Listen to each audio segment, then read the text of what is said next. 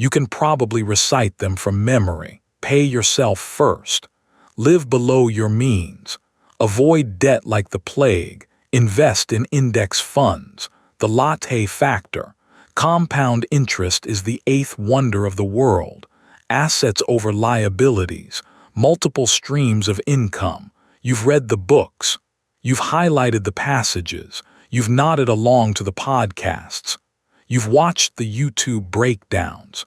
You've consumed more financial education content than most finance professionals encounter in their entire careers. And you are still, after all of it, broke, or close to it, or at least nowhere near the financial position that 50 books of wisdom should have put you in. Something doesn't add up, and you've been blaming yourself, obviously, because that's what the books trained you to do. If you're not wealthy yet, you must not be disciplined enough. You must be spending too much. You must not be following the advice closely enough. You must be the problem. The books can't be wrong. They're bestsellers. They've helped millions. They were written by people with money. So if the advice works and you're not working, the equation is simple. You're the broken variable. Except you're not. The books are the broken variable. Not all of them. Not entirely. But the fundamental model that personal finance literature operates on is flawed in ways that nobody talks about because the people who would talk about it are the same people selling you the next book. The personal finance industry is a $300 billion ecosystem that profits from your financial anxiety while delivering advice that, for the majority of people who follow it, produces modest results at best and crushing guilt at worst. Let me give you the numbers that the book covers don't show. Research on financial literacy education consistently produces a troubling finding. Financial education alone has remarkably small effects on financial behavior. A major meta-analysis examining hundreds of studies found that financial literacy interventions explain only a tiny percentage of the variance in financial behaviors. People who complete financial education programs behave almost identically to people who don't. The knowledge goes in. The behavior doesn't change. Not because people are stupid. Not because they lack discipline. Because the model that says learn the right information and you'll make the right decisions fundamentally misunderstands how financial behavior actually works. You've been consuming information and expecting transformation. That's like reading 50 books about swimming and wondering why you're still drowning. Information isn't the bottleneck. It never was. The bottleneck is somewhere else entirely. And until you identify it, Book 51 will do exactly what Books 1 through 50 did. Make you feel temporarily motivated and permanently inadequate. This audiobook is going to do something the other 50 didn't. It's going to explain why they didn't work. Not in the vague, you need to take action way. In the specific, research-backed, structurally honest way that names the real barriers between financial knowledge and financial results. 5 chapters. Why the advice itself is flawed. Why your brain sabotages even good advice. Why the system is designed to keep you spending. What actually changes financial behavior. And the framework that replaces reading with results. By the end of this hour, you won't have another list of money tips. You have enough of those to fill a library. You'll have something more valuable, an understanding of why the tips never worked and what to do instead. Not more information, a different relationship with money entirely. Let's start with the books themselves, because the problem begins on page 1. Chapter 1.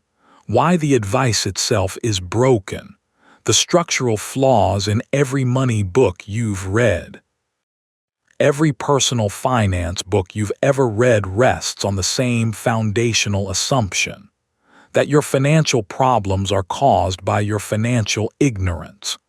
That if you just knew the right things, if you just understood compound interest, if you just learned about index funds, if you just grasped the difference between assets and liabilities, you would naturally make better financial decisions, and your financial life would improve. This assumption feels so obviously true that nobody questions it.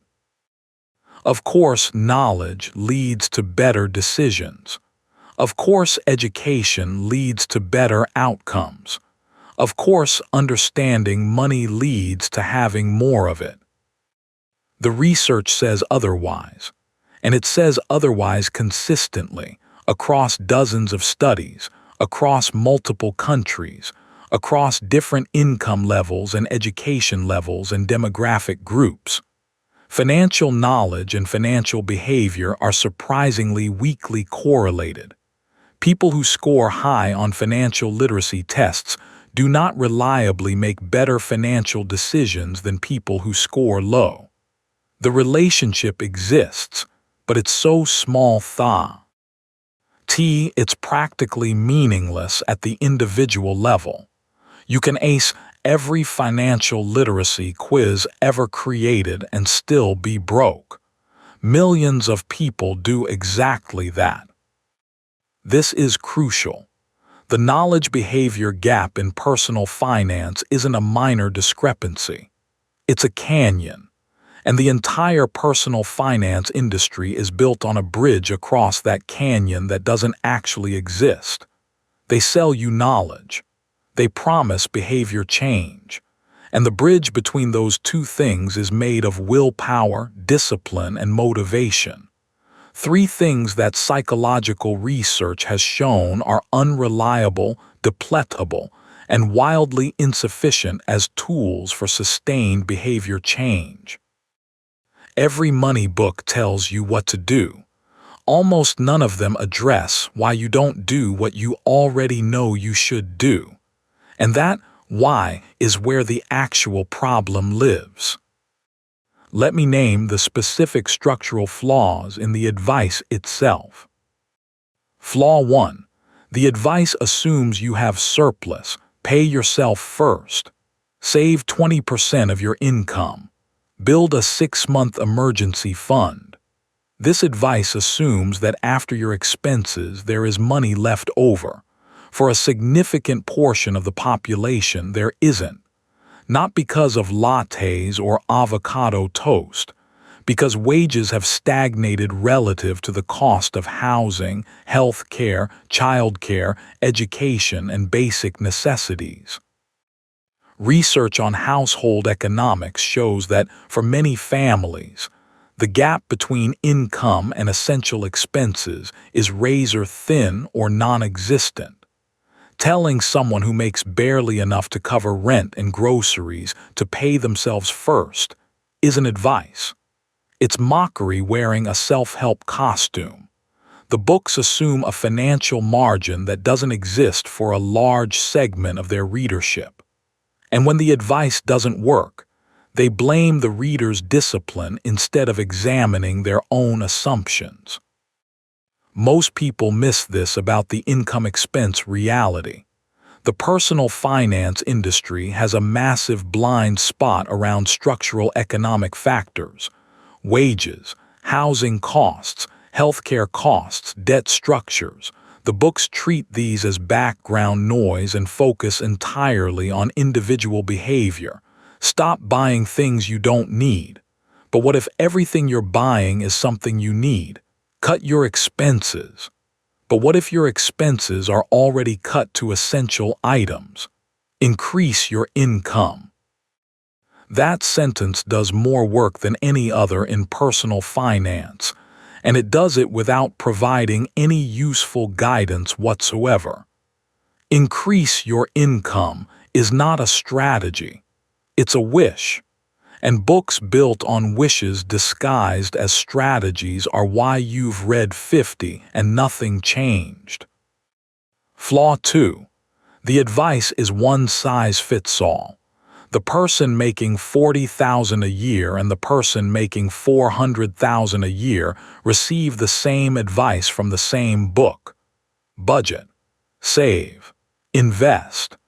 But these two people face completely different financial realities, completely different constraints, completely different opportunities, and completely different psychological relationships with money.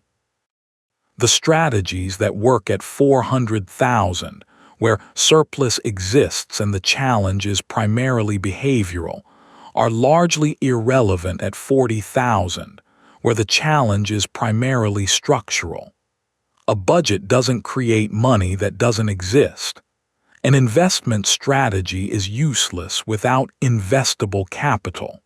Yet the books present their advice as universally applicable, as if the same medicine cures every disease regardless of the diagnosis. Here's what actually happens when universal advice meets individual reality. The person with structural income problems tries to implement behavioral solutions and fails, not because they lack discipline, because the solution doesn't match the problem.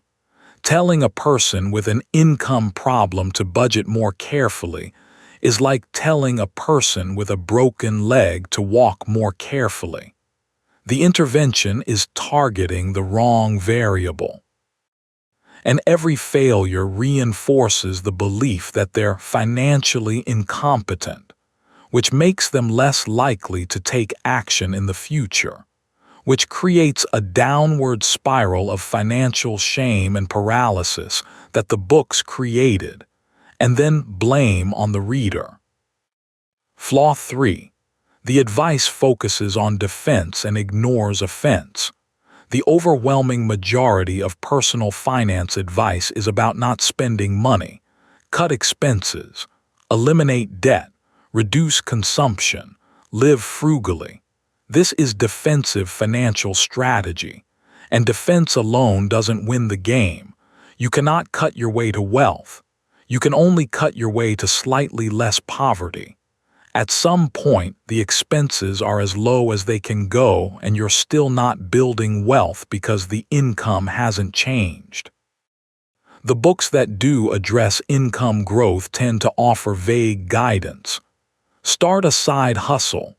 Ask for a raise. Add value. These aren't strategies.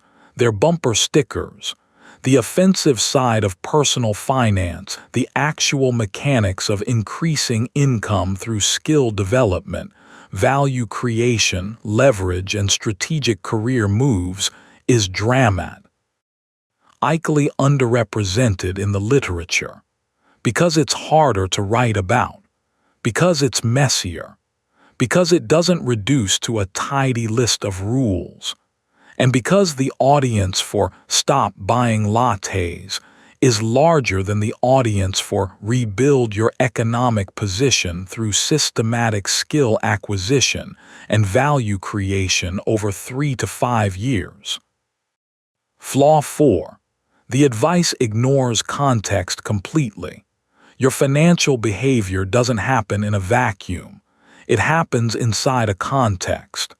A psychological context shaped by your childhood experiences with money.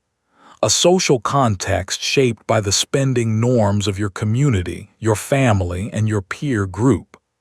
An emotional context shaped by your stress levels, your relationship stability, your health, your sense of security or insecurity. An economic context shaped by the job market, the housing market, and the cost structure of the region where you live. The books ignore all of this. They hand you a set of rules and say follow these, as if you're a rational calculator operating in a frictionless environment. You're not. You're a complex human being operating inside a web of influences that the rules don't account for. And when the influences overwhelm the rules, which they do constantly, the books say you failed. You didn't fail. The model failed. The model that treats financial behavior as a knowledge problem rather than a systems problem is the failure. And that failure belongs to the books, not to you. The real reason the advice doesn't work isn't that it's wrong in theory. Most personal finance advice is technically correct. You should save, you should invest, you should avoid high-interest debt. These things are true in the same way that you should eat vegetables is true. The problem isn't the truth of the advice. The problem is the assumption that knowing the truth is sufficient to act on it. It isn't. Not for diet, not for exercise, not for relationships, and not for money. The gap between knowing and doing is where your financial life actually lives. And the books have nothing useful to say about that gap. So let's go there now. Chapter 2. Your Brain on Money. Why You Sabotage What You Know. You know you should save more. You know you shouldn't impulse buy. You know you should invest consistently. You know compound interest works in your favor over time. You know all of this. And you still don't do it. Or you do it inconsistently. Or you do it for 3 weeks and then something happens and the pattern breaks and you're back to the same behaviors that the book said you'd overcome if you just had the right information. The problem is your brain, not your character, not your discipline, not your moral fiber, your brain. Specifically, the architecture of human cognition that was designed for an environment radically different from the one you live in. Your brain evolved in an environment of scarcity and immediacy. Food was uncertain. Threats were physical and present. The future was unpredictable. In that environment, the optimal strategy was to consume available resources immediately because storing them was risky and the future was unreliable. Spend now. Eat now. Use now. Tomorrow might not come. Your brain's reward system is calibrated for that world. It provides powerful neurochemical rewards for immediate consumption and provides almost nothing for delayed gratification. Saving money for 30 years from now generates approximately 0 dopamine. Buying something right now generates a measurable spike. Your brain isn't malfunctioning. It's functioning perfectly. For an environment that hasn't existed for 10,000 years. This is crucial. Every time you fail at a financial behavior, you're not losing to your weakness. You're losing to millions of years of evolutionary programming that is actively working against your financial goals. The impulse to spend isn't a character flaw. It's a survival mechanism that's outlived its usefulness, but hasn't been updated because evolution operates on geological timescales, not calendar years. The books tell you to override this programming with willpower. That's like telling you to override your hunger with positive thinking. It works for a while. Then biology wins. It always wins. Let's get specific about the cognitive biases that are draining your bank account. Present bias. Your brain systematically overvalues immediate rewards and undervalues future rewards. This isn't a minor quirk. It's a dominant feature of human decision-making that has been documented in hundreds of studies across multiple disciplines.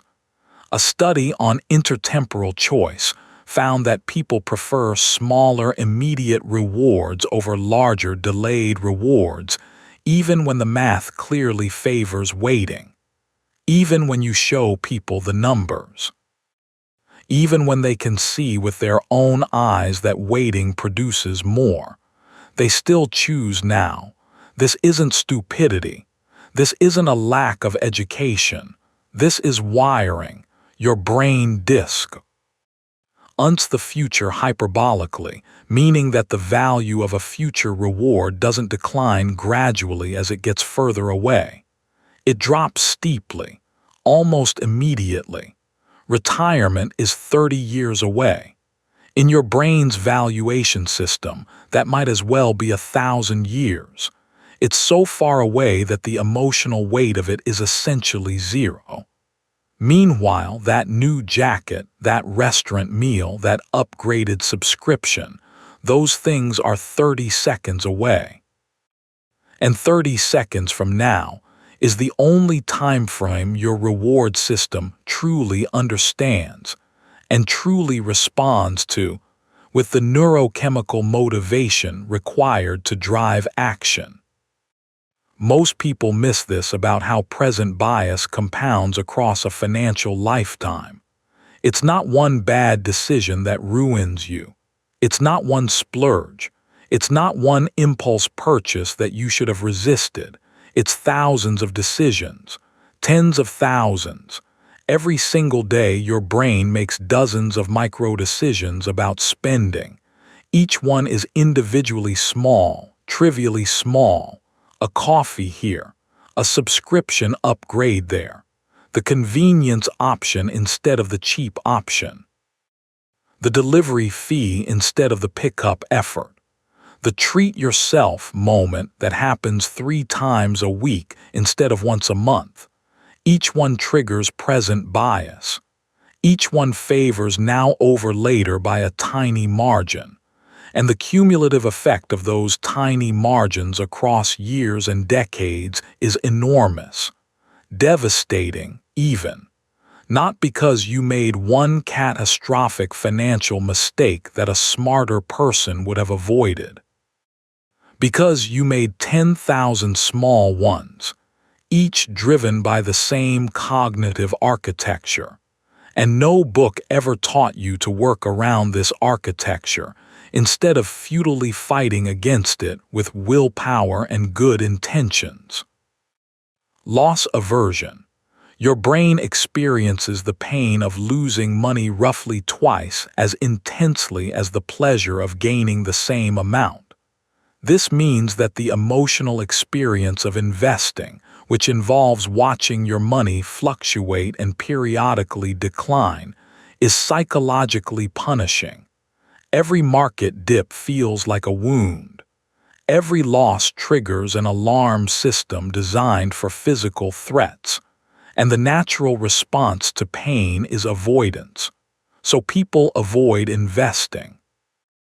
Or they invest and then panic sell during downturns. Or they check their portfolio daily and experience chronic, low-grade financial anxiety that eventually drives them to withdraw entirely. The books say, invest for the long term and don't check your portfolio. Your brain says, there's a fire and you should run. Guess which voice is louder? Social comparison spending. Your brain doesn't evaluate your financial position in absolute terms. It evaluates it relative to the people around you. Behavioral economists call this reference-dependent utility. You don't feel rich or poor based on a number. You feel rich or poor based on comparison. If everyone around you drives a newer car, your perfectly functional car feels inadequate. If your neighbors renovated their kitchen, your kitchen feels outdated. If your colleagues travel internationally, your local vacation feels insufficient. This comparison engine runs constantly, unconsciously, and powerfully, and it drives spending that has nothing to do with need and everything to do with the brain's relentless positioning within the social hierarchy. The books say, don't compare yourself to others. Your brain says, comparison is how I determine my safety and status within the group, and I'm not turning that off because you read a chapter about it. Here's what actually happens when you try to fight these biases with information alone. You lose consistently because the biases operate below conscious awareness. By the time you're reaching for your wallet, the decision has already been made by systems in your brain that don't read books and don't respond to rational arguments. Willpower can override these systems temporarily, for days, maybe weeks, but willpower is a depleting resource. It runs out, and when it does, the biases reclaim the behavior. This is why the 3-week pattern exists. Motivation from the book lasts about 3 weeks. Then the willpower tank empties. Then you're back to default. And default is whatever your brain's automatic systems produce without conscious override. For most people, that default is spending, not saving. Consuming, not investing. Now, not later. Emotional spending. This might be the most under-addressed factor in all of personal finance. You don't just spend money to acquire things. You spend money to regulate emotions, stress spending, boredom spending, sadness spending, reward spending after a hard day, comfort spending during uncertainty. Retail therapy isn't a joke. It's a real neurochemical event. Buying things triggers dopamine release. It temporarily alleviates negative emotional states. It works. Briefly. Like any other form of self-medication. And then the emotional state returns, often accompanied by financial guilt, which creates another negate. I've emotion, which triggers more spending. The cycle is self-perpetuating, and no amount of budgeting advice touches it, because the spending isn't a financial behavior. It's an emotional regulation strategy, and until the emotional regulation strategy is addressed, the financial behavior won't change no matter how many spreadsheets you create. The real reason 50 books didn't change your financial behavior is that they were targeting the wrong system. They were educating your prefrontal cortex, the rational, planning, conscious part of your brain. But your financial behavior is primarily driven by your limbic system, the emotional, automatic, survival-oriented part. And the limbic system doesn't read books. It responds to environment, emotion, habit, and neurochemistry. The 50 books made your prefrontal cortex very smart about money. Your limbic system didn't get the memo, and your limbic system controls the wallet. But your brain isn't operating in a vacuum. It's operating inside a system designed to exploit every one of these vulnerabilities. That's the next layer. Chapter 3. The Spending Machine. How the system is designed to keep you broke. Your brain has vulnerabilities, present bias, loss aversion, social comparison, emotional spending. These are features of human cognition that exist in everyone. In previous eras, these features were relatively benign. The opportunities to spend were limited. The triggers were infrequent. The temptations were manageable. That is no longer the case. You are living inside the most sophisticated spending extraction machine ever built in human history. And it is specifically, deliberately, scientifically designed to exploit every cognitive vulnerability your brain possesses. Let's look at the machine. Layer 1. The attention economy. Your attention is the most valuable commodity in the modern economy. Not your money, your attention. Because attention precedes spending. If a company can capture your attention, it can influence your behavior. And the entire digital infrastructure you interact with daily, social media, streaming platforms, news apps, search engines, email, is engineered to capture and hold your attention for as long as possible. The business model is simple. More attention equals more ad exposure equals more spending influence. You are not the customer of these platforms. You are the product. Your attention is being harvested and sold to companies that want to put their products in front of your cognitive vulnerabilities. Every minute you spend on a platform designed to hold your attention is a minute you're exposed to messages specifically crafted to trigger your spending impulses. This is crucial. The money books tell you to be disciplined about spending. They never mention that you're fighting against thousands of engineers, psychologists, and data scientists whose entire job is to make discipline fail. The advertising industry spends hundreds of billions of dollars annually to influence your purchasing behavior. They use behavioral psychology, neuroscience, and unprecedented amounts of personal data to craft messages that bypass your rational mind and speak directly to your emotional triggers. You're bringing a budgeting spreadsheet to a neuroscience fight. And the books never told you that because acknowledging the scale of what you're up against would undermine the "it's all about personal discipline" narrative that makes their advice seem sufficient. Layer 2. Frictionless spending. 20 years ago, spending money required physical effort. You went to a store, you selected an item, you waited in line, you handed over cash or swiped a card. Each step introduced friction, and friction creates decision points where your rational brain can intervene. Do I really need this? Modern spending has eliminated virtually all friction. One-click purchasing, stored payment methods, auto-renewing subscriptions, contactless payment, digital wallets.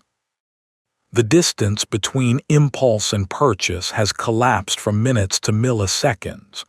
Your brain registers a want, and before the prefrontal cortex can even begin to evaluate whether the want is wise, the transaction is complete. The system didn't remove friction by accident. It removed friction strategically, because friction was the last line of defense between your impulses and your money, and that defense has been systematically dismantled. Most people miss this about how subscription models exploit cognitive biases specifically. A subscription doesn't feel like spending because there's no active purchase decision. The money leaves automatically, silently, every month. And loss aversion, the same bias that makes you fear losing money in investments, works backwards with subscriptions. Canceling a subscription triggers loss aversion. You're losing access to something. The anticipated loss feels worse than the ongoing cost, so you keep paying. For streaming services, you barely watch. For gym memberships, you barely use. For apps you open twice. For meal kits that pile up in your fridge. Each subscription is individually small. Collectively, they represent a significant monthly drain that you don't experience as spending because the spending is automated and the loss aversion prevents cancellation. Layer 3. Social media as a spending amplifier. Social media doesn't just show you ads, it rewires your reference group. Before social media, your comparison set was your physical community, your neighbors, your colleagues, your family, a manageable group with roughly similar economic circumstances. Social media expanded that comparison set to include everyone. Influencers with sponsored lifestyles, celebrities with designer wardrobes, peers who post their best purchases and hide their credit card statements. Your brain's social comparison engine, which used to operate within a reasonable range, is now comparing you to a curated, artificially inflated, commercially motivated fantasy of how other people live. And it's generating spending pressure based on that fantasy, not based on reality, based on marketing disguised as lifestyle. Here's what actually happens when you combine the attention economy, frictionless spending, and social media amplification with a brain that was already vulnerable to present bias, loss aversion, and emotional spending. You get a system that is almost perfectly optimized to extract money from your account, not through force, through design, through the seamless integration of psychological exploitation into every moment of your digital life.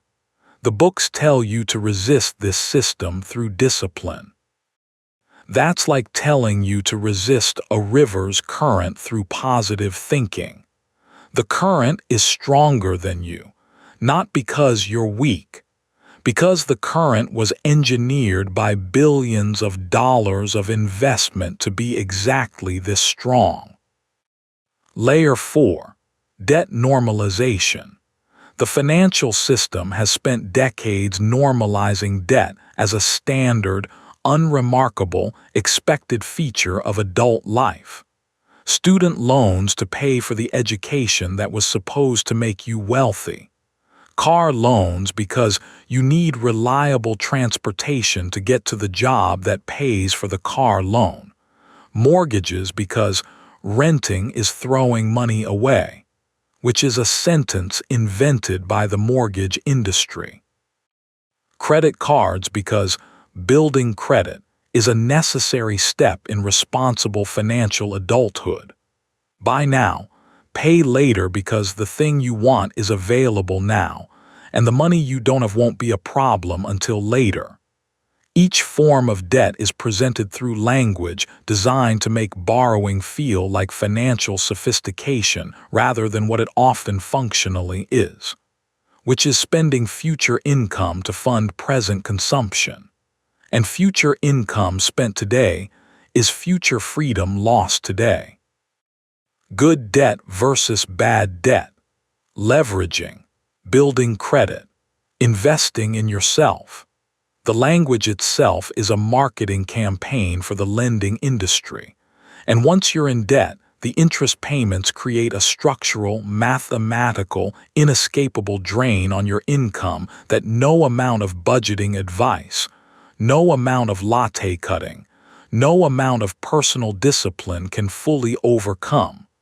You're not just fighting your own brain and the spending machine that surrounds you.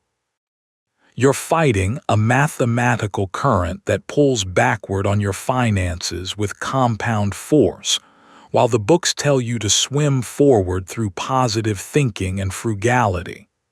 Some people are swimming against this current so hard that staying in place feels like progress.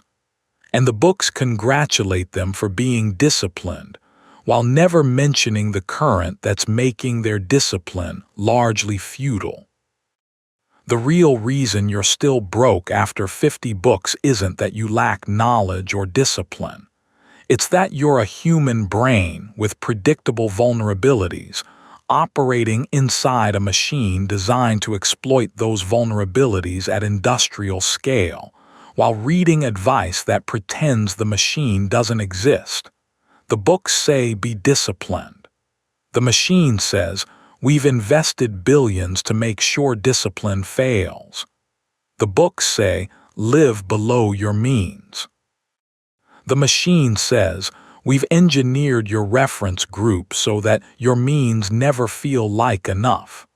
The books say avoid emotional spending. The machine says we've designed every touch point to trigger the exact emotions that drive spending. The game is rigged, not in a conspiracy theory way, in a structural, economic, documented way. And the books that claim to help you win the game don't acknowledge that the game was designed for you to lose. So what actually works? What changes financial behavior when information doesn't? That's the real question, and it requires a completely different approach. Chapter 4. What actually changes financial behavior? The evidence most BOOKs ignore. If knowledge doesn't reliably change financial behavior, what does? This isn't a mystery. The behavioral science is clear, and it points in a direction that the personal finance industry largely ignores because it's less profitable than selling another book. Behavior Change Mechanism 1. Environment Design. Your financial behavior is shaped more by your environment than by your intentions. This is one of the most robust findings in behavioral science. The environments you inhabit, the defaults that surround you, the friction or lack of friction in your spending pathways, predict your behavior more reliably than your knowledge, your motivation, or your goals. If you want to change your financial behavior, change your financial environment. What does this mean practically? Delete the shopping apps from your phone, not because you lack discipline, because removing the app adds friction back into the spending pathway. Remove stored payment information from websites. Unsubscribe from marketing emails. Unfollow social media accounts that trigger comparison spending. Each environmental change eliminates a trigger or adds a barrier. And barriers work when willpower doesn't, because barriers are structural. They don't deplete. They don't depend on motivation. They're there at 2 a.m. when your willpower is gone, and the impulse is strong, and the one-click buy button would normally be one thumb movement away. This is crucial. Automation is the most powerful environmental change you can make. Automate your savings so that money moves to a separate account before you see it. Automate your investments so that they happen without a conscious decision. Automate your debt payments so that progress happens on autopilot. The reason automation works where discipline fails is that automation removes the decision point entirely. You don't have to choose to save. The saving happens. You don't have to choose to invest. The investing happens.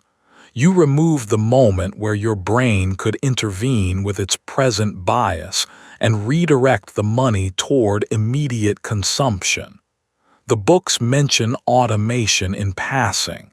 It should be the entire strategy, not a tip on page 147, the foundation that everything else is built on. Behavior Change Mechanism 2. Identity Shift. Research on behavior change consistently shows that the most durable changes are identity-driven, not outcome-driven. A person who says, "I'm trying to save money," behaves differently from a person who says, "I'm a saver." The first person is fighting their default behavior through effort. The second person is operating from a self-concept that generates the behavior naturally. Identity-driven behavior is more sustainable because it's internally motivated rather than externally imposed. You're not following a rule. You're being who you are. Most people miss this about how identity relates to money. You have a financial identity right now, whether you chose it or not. It was formed by your childhood experiences with money, by the messages your parents sent, explicitly or implicitly, about what money means, who has it, who deserves it, and what it says about your worth. By the economic class you grew up in. By the stories your community told about rich people and poor people. This identity is operating in the background of every financial decision you make. If your deep identity is, "I'm not a money person," No amount of financial knowledge will override that identity, because the identity acts as a filter. Information that conflicts with the identity gets rejected or minimized. Information that confirms it gets amplified. You'll absorb the parts of the money book that confirm money is complicated, and I'm not good at this, and unconsciously discard the parts that would challenge that identity. Changing your financial identity isn't a matter of positive affirmations or mindset hacks. It's a gradual process that happens through accumulated evidence. Small financial wins that prove to your brain that you can handle money. Successful saving streaks that build the identity of saver. Investment returns that build the identity of investor. Each piece of evidence nudges the identity slightly. Over months and years, the nudges compound into a genuine shift, not a performance. An actual change in who you believe you are in relationship to money. Behavior change mechanism 3. Addressing the emotional layer. Remember emotional spending from the previous chapter. The spending you do not to acquire things but to regulate feelings. This is the layer that no budgeting system touches. No spreadsheet captures it. No expense tracker names it. Because it's not a financial problem. It's a psychological problem with financial symptoms. And treating financial symptoms with financial tools is like treating a fever with a thermometer. The measurement tool doesn't fix the underlying condition. If you spend when you're stressed, the intervention isn't a better budget. It's a better stress management system. If you spend when you're bored, the intervention isn't a SB. Ending tracker that quantifies the damage. It's a more engaging life that eliminates the boredom driving the purchases.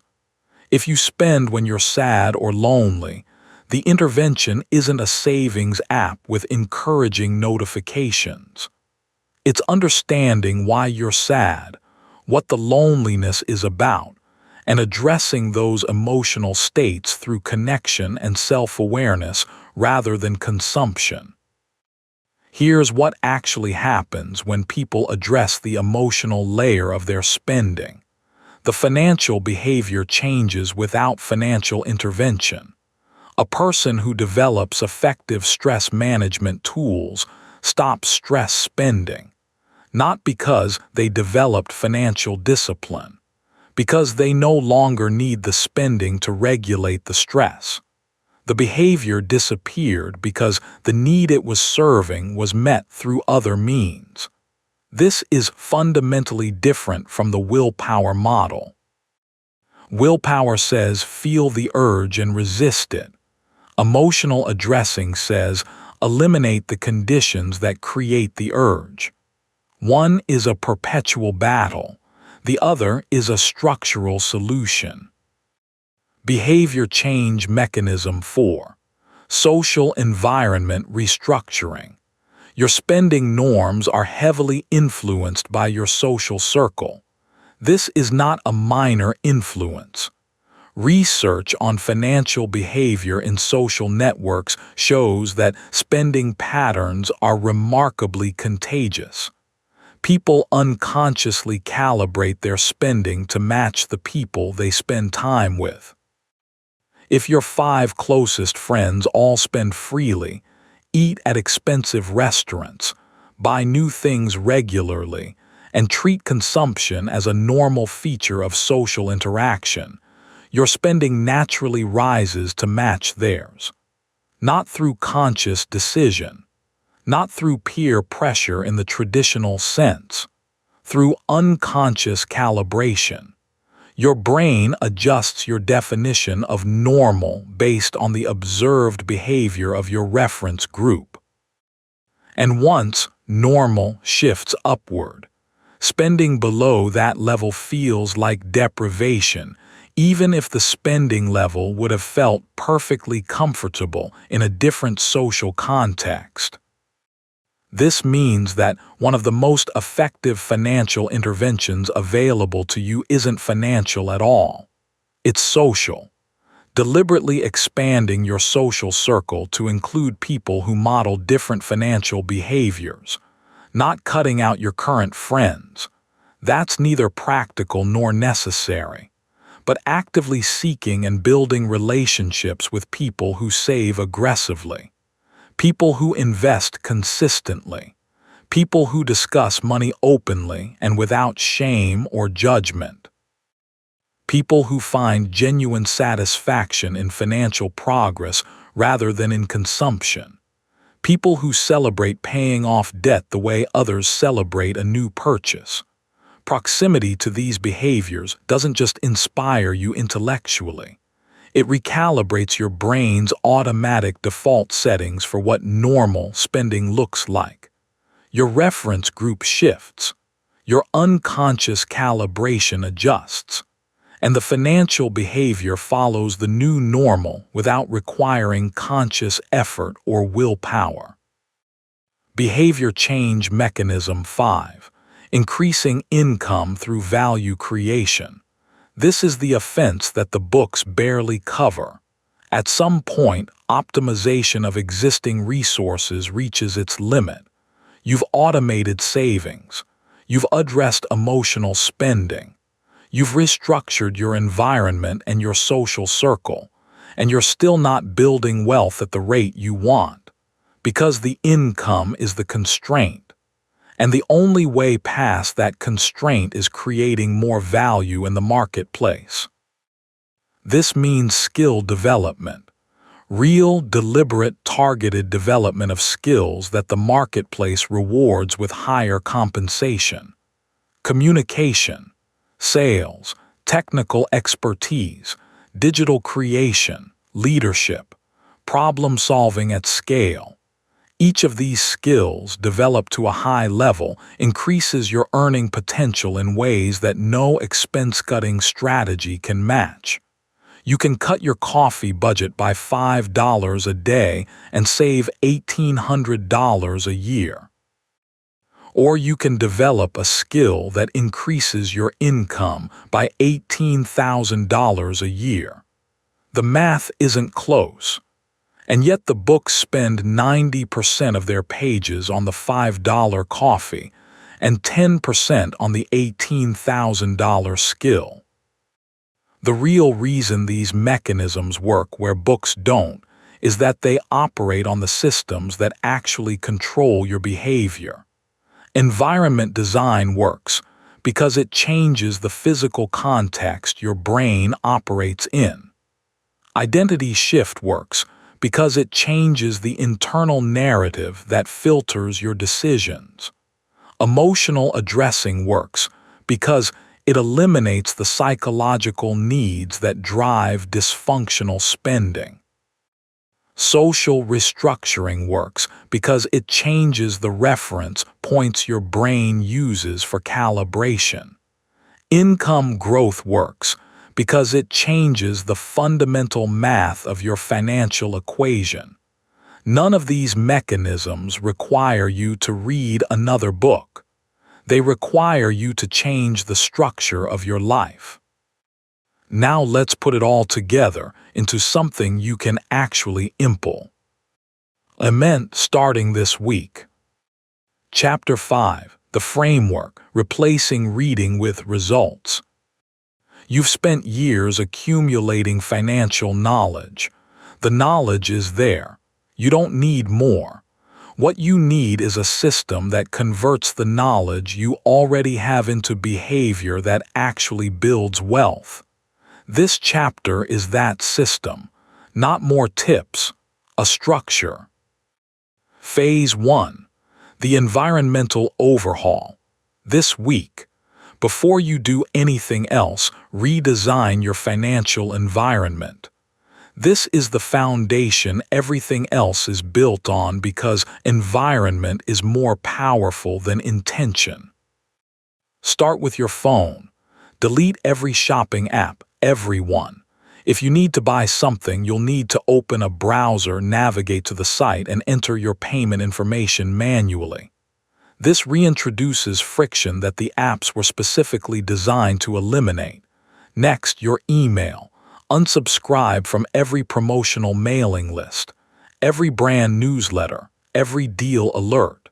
These are attention-capturing, impulse-triggering delivery systems. Remove them entirely. Next, your social media. Unfollow or mute every account that consistently triggers comparison spending. Influencer accounts, luxury lifestyle accounts, what I bought this week accounts.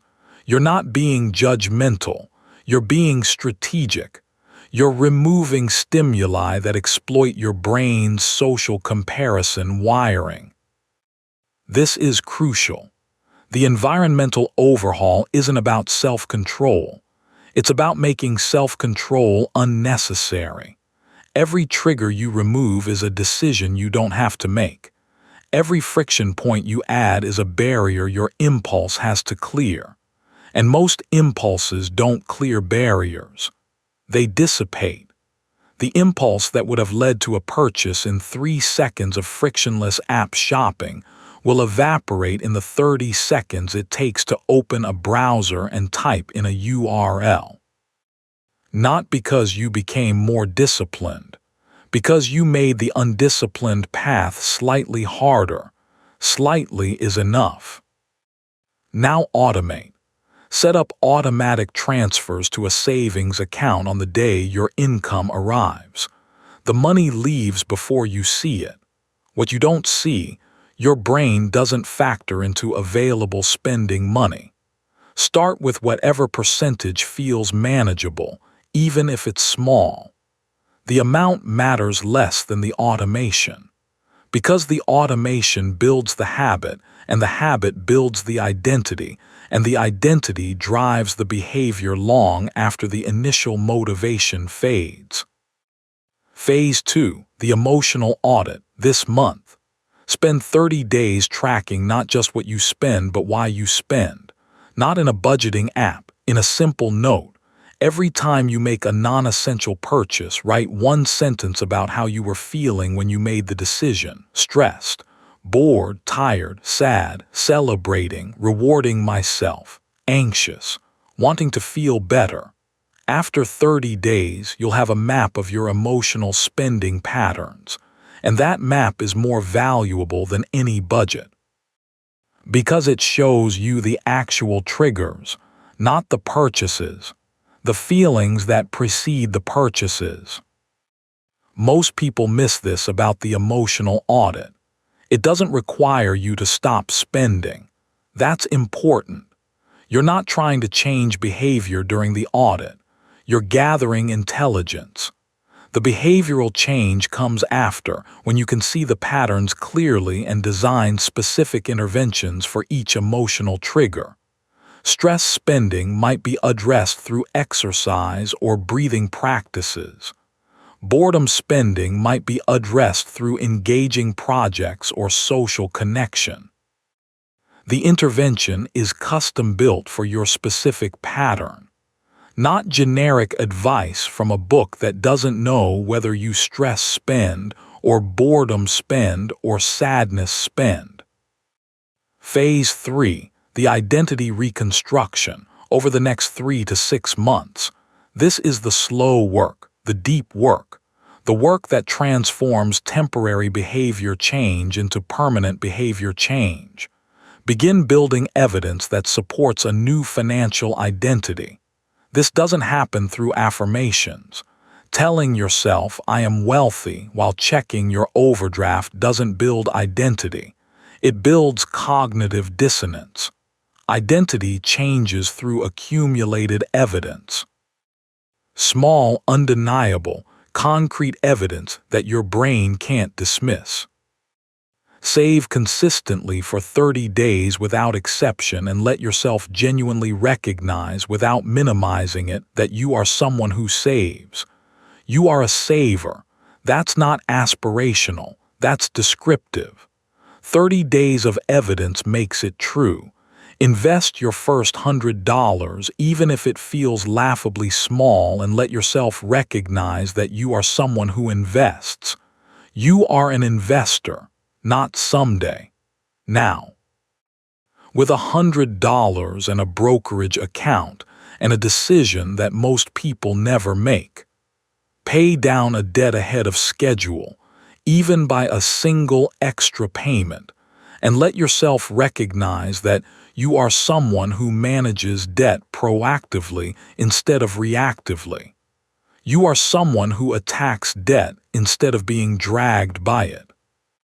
Each W in is a data point, and your brain constructs identity the way a scientist constructs a theory, through accumulated data points that point in the same direction. Enough data points over enough time and the identity shifts, not because you decided to be a different person through willpower, because the evidence convinced your brain that you already are a different person. The behavior came first. The identity followed. That's the opposite of what the motivation industry teaches. But it's how psychology actually works. Phase 4, the income offensive, starting now and ongoing. Identify the highest value skill gap in your current professional life. The skill that, if developed, would most increase your earning potential. And begin developing it with the same deliberate, consistent intensity that the books told you to apply to budgeting. 30 minutes a day of focused practice. In communication, in negotiation, in technical skills, in digital creation. In whatever domain creates the most leverage for your specific situation. Here's what actually happens when you combine environment design, emotional addressing, identity reconstruction, and income growth into a single integrated system. Each mechanism reinforces the others. The automated savings builds the saver identity. The saver identity makes the automated savings feel natural instead of restrictive. The emotional audit reduces impulsive spending. The reduced spending creates more surplus. The surplus enables investment. The investment builds the investor identity. The income growth increases the available capital. The increased capital accelerates everything. The system compounds, not just financially, psychologically, structurally, behaviorally. Every piece feeds every other piece in a virtuous cycle that the books never created because the books only gave you one piece and called it sufficient. Phase 5, the maintenance practice. Ongoing. Once a month, spend 20 minutes reviewing 3 things. Your automated systems, are they still running? Do the amounts need adjusting? Your emotional patterns, have any new triggers emerged? Have old ones resurfaced? Your income trajectory. Are you still developing the skill? Are you creating more value than you were last month? This monthly review isn't budgeting, it's system maintenance. The system does the work. You maintain the system. That's a fundamentally different relationship with your finances than the one the books created, where you were supposed to do the work through daily discipline and willpower. Systems run themselves. Discipline runs out. Build systems. Stop relying on discipline. The real reason this framework works is that it's built on how humans actually operate instead of how we wish they would. You're not a rational calculator. You're an emotional being with cognitive biases operating inside a system designed to exploit those biases. The framework doesn't ask you to become someone you're not. It asks you to design an environment, a set of habits, an identity, and an income structure that produces the financial behavior you want as a natural output. Not through force. Through design. You read 50 books looking for the answer. The answer was never in the books. The answer is in the structure of your life. Change the structure and the behavior follows. The books had it backwards the whole time. Conclusion. Here's where we are. You came into this hour with 50 books worth of financial knowledge and a bank account that doesn't reflect any of it. You've been carrying that contradiction for years, knowing what you should do, not doing it, and blaming yourself for the gap, calling it laziness, calling it lack of discipline, calling it some fundamental deficiency in your character that makes you incapable of handling money properly despite knowing exactly how money is supposed to be handled. And now you understand why the gap exists. Not because the knowledge was wrong in theory. Most of it wasn't. But because knowledge was never the right tool for the job. It was never going to be. The job of changing financial behavior requires environment design that removes the triggers and reintroduces the friction. It requires emotional intelligence that addresses the feelings driving the spending. It requires identity work that shifts who you believe you are in relationship to money. And it requires income growth that changes the fundamental math of your financial equation. The books gave you information and told you that information was enough. It wasn't. It was never going to be. And the gap between what the books promised and what the books delivered isn't your failure. It's theirs. You were a willing student in a class that was teaching the wrong subject. But understanding the gap doesn't close it. Action closes it. And here's what I know about action after an hour of talking about money. Most people who listen to this won't take any.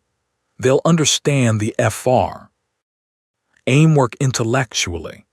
They'll agree that environment beats willpower. They'll nod at the idea of emotional audits and identity shifts.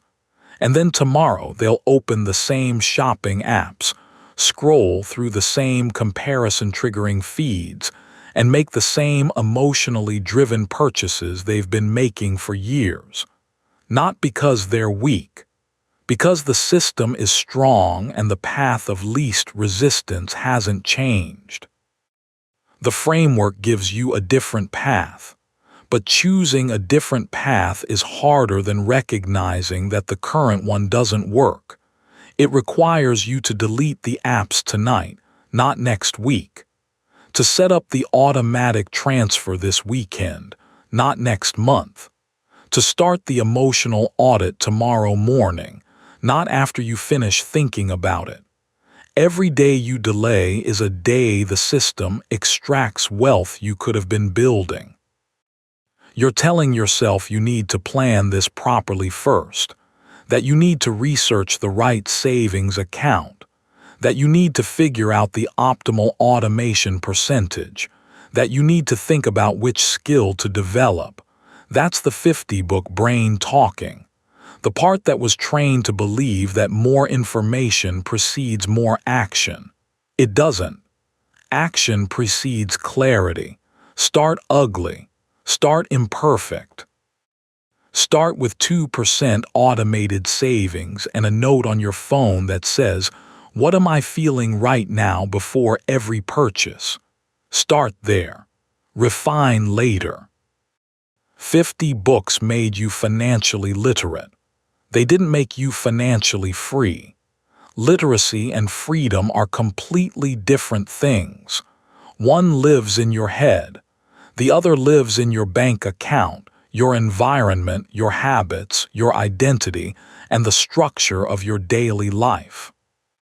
Stop reading about money. Start designing a life where the right financial behavior happens automatically, emotionally, structurally, and inevitably. Not through discipline, through design. Book 51 isn't coming to save you. But this evening's decisions might. Delete the app. Set up the transfer. Start the audit. The books are done talking. Your life is waiting for you to start building.